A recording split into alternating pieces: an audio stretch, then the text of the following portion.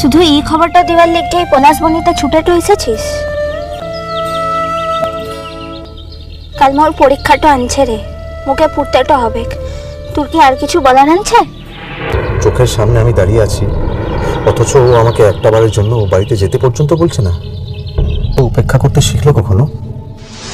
তুই নিশ্চয়ই এখানে কোনো কামটাতে এসেছিস বাবু।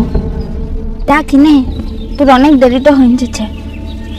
তুমি একটা আস্ত বেঈমান। সেটা আজ জানলিক বাবু, এটা তো দূর থেকে ভালো আর কেউ জানিকলে। হ্যাঁ তাই, তুমি একটা আস্ত বেঈমান মেয়ে। আমাদের বাড়িতে এতদিন থাকলে খেলে, অথচ আমার জেঠুর মতো একটা দেবতুল্য লোককে, আমাদের পরিবারের লোকজনকে তুমি এভাবে ঠকাতে পারলে? আমি ঠকাইছি? তাতে কোনো সন্দেহ আছে? আমার বাড়ির লোকজনের ভালোবাসা কোনোদিন মূল্য দিতে পারবে তুমি? সেটা আমি কোনোদিন পারবো না। ইষ্টি কুটুম সোম থেকে রবি প্রতিদিন দুপুর 2টোয় স্টার জলসায়।